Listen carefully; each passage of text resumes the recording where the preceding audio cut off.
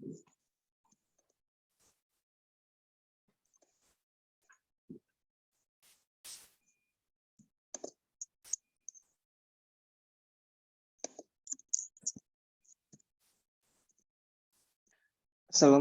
warahmatullahi wabarakatuh. Nama saya Faisal Fauzan. Saya berasal dari Prodi Bahasa Inggris Unit 2. Di sini saya akan mempresentasikan hasil review saya, jurnal review saya tentang penelitian waktu optimal pengeluaran gas pada pembuatan cetakan karet dengan RTV silikon rubber. Dari Jurnal Dinamika Kerajinan dan Batik, volume 28, halaman 33 sampai dengan 36. Penulis adalah Joni Setiawan ST. Oke, tujuan dari penelitian ini adalah untuk melihat gelembung-gelembung udara yang terjebak di silikon rubber yang telah dicampur dengan hardener dan telah melewati proses pengeluaran gas dengan cara melakukan penyayatan terhadap layer lembaran. Jadi di situ tujuannya adalah melihat apakah masih ada gelembung-gelembung udara yang terjebak di dalam silikon rubber. Silikon rubber ini adalah suatu karet gelang, kalau tahu. Karet gelang ketika disayat, dia masih ada gelembung di dalamnya atau tidak. Jadi tujuan penelitian di sini untuk melihat seberapa bagusnya untuk pembuatan silikon rubber tersebut. Masih ada gelembung-gelembungnya atau tidak. Subjek penelitiannya adalah silikon rubber yang telah dicampur dengan hardener dan yang telah dilakukan proses pengeluaran gas atau vakum, atau dengan bahasa lainnya adalah degassing, dengan tekanan vakum minus 0,8 bar sampai dengan minus 1 bar. Dan waktu pengeluaran gas atau vakum yaitu 30 detik, 45 detik, 60 detik, 120 detik, dan tanpa proses pengeluaran gas. Jadi di sini melakukan penelitian dengan cara pengeluaran gas yaitu dengan tekanan vakum 0,8 bar, minus 0,8 bar. Dan dilakukan dengan ada 4 waktu opsi. Ada 30 detik, 45, 60, dan 120. Dan metode penelitian ini adalah metode eksperimental atau dilakukannya eksperimen untuk mendapatkan hasil. Definisi operasional variable dependent. Variable dependent adalah variabel yang terikat yang dimana variabel tersebut sudah ditentukan dan tidak dapat berubah lagi. Jadi ini memang mutlak gitu. Adapun variabel dependent dalam penelitian ini adalah yaitu komposisi campuran silikon rubber dengan hardener, lama proses pemvakuman silikon rubber, dan banyak jumlah adukan silikon rubber dengan hardener. Jadi ini memang dilakukan semua, itu komposisinya, lama prosesnya, dan banyak jumlah adukan dari silikon rubber tersebut. Cara dan alat ukur mengukur variabel dependent. Cara menghitung komposisi silikon rubber dengan hardener yaitu dengan timbangan digital.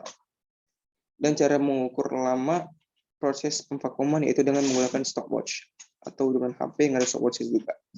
Serta mengukur banyak adukan yaitu dengan kamera serta dengan bantuan alat indera mata manusia.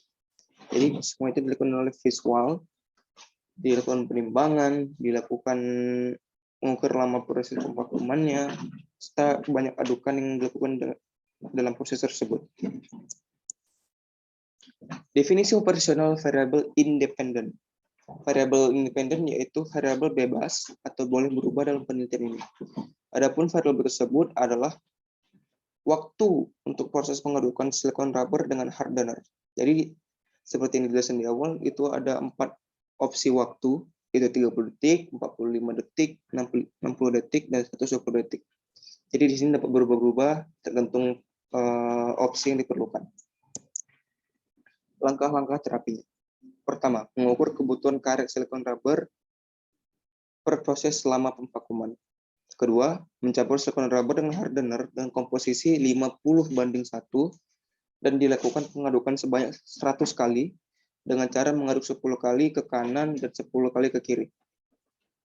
Jadi, dengan perbandingan 50 silikon rubber dan hardener 1, jadi ibaratkan 50 mili silikon rubber dan 1 mili hardener.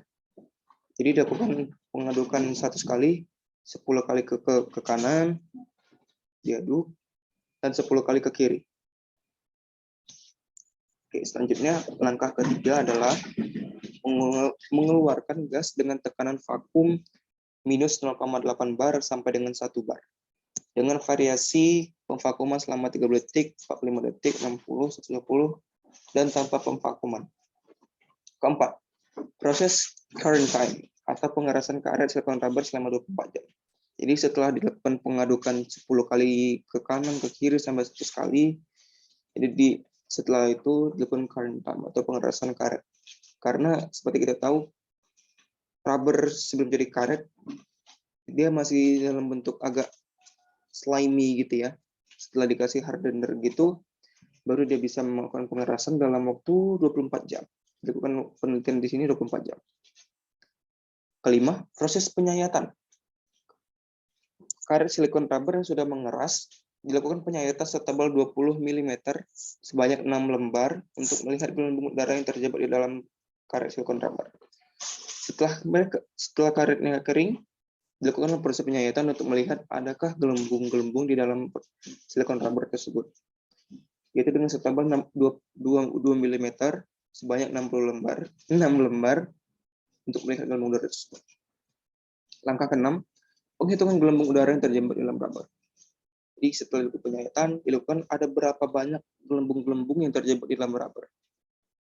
Kalau tidak ada, berarti penelitian Lernikon ini sudah bagus. Dia sudah melakukan dengan cara-cara yang bagus juga. Hasil penelitian, kelebihan penelitian dan kekurangan penelitian. Hasil dari penelitian ini adalah didapat waktu optimum untuk melakukan pengeluaran gas karet silikon rubber dengan kekuatan vakum minus 0,8 sampai minus 1 bar. Dengan karet cetakan yang antara 60 sampai 120 detik. Dengan hasil 0 gelembung udara. Sedangkan yang paling tidak optimum yaitu tanpa vakum dengan 100 gelembung udara. Jadi proses pemvakuman di sini yaitu dengan mengeluarkan seperti vakum cleaner, dia menyedot udara yang ada di dalam cetakan di sini. Jadi vakum di sini berguna mengeluarkan udara di dalam cetakan sehingga meminimalisir kadar udara di dalam silikon rubber. Jadi dengan demikian gelembung-gelembung udara dipastikan sudah tidak ada. Dengan bukti hasil 0 gelembung udara pada